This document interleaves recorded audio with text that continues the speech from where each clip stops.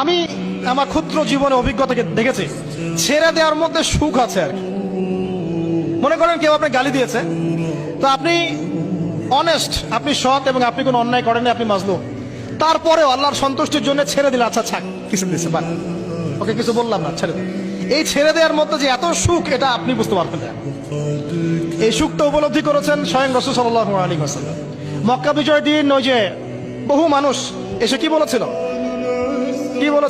ভয়ে কাঁপছে যে রাসূল সাল্লাল্লাহু আলাইহি ওয়াসাল্লাম তাদেরকে আবার মৃত্যুদণ্ড দেন কিনা, আছে না? আল্লাহ নবী বললেন যে লা তাসরিবা আলাইকুমুল ইয়াউমা, তোমাদের উপর আজকে আমার কোনো অভিযোগ নাই, ওয়া আনতুমুত তুলাকা, তোমরা মুক্ত, যাও, ছেড়ে দিলাম। এটা শান্তি।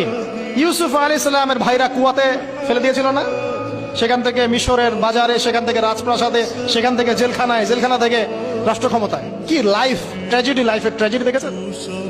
এখন ইউসুফ আলাইহিস সালাম যখন শেষে ভাইদেরকে চিনলেন, তিনি কি ভাইদের প্রতি প্রতিশোধ নিয়েছেন? বলেছেন যাও, মাফ করে দিলাম, ছেড়ে। এটাই শান্তি। আল্লাহর জন্য ত্যাগের মহিমার মধ্যে শান্তি আছে। আল্লাহ পাক আমাদেরকে ত্যাগ করার তৌফিক দান। তাই বলে সব জায়গায় আবার ত্যাগ করা যাবে না, এটাও মাথায় রাখতে হবে। বুঝতে পারছেন না কথা বলে? মনে করেন যে আপনার পরিবারে আপনার বোনকে কেউ টিস করেছে, নাউজুবিল্লাহ, ছেড়ে দিব? যা বাবা, তুই টিস করেছিস, যা, দিলাম, ছেড়ে। দেখো, মনে করেন যে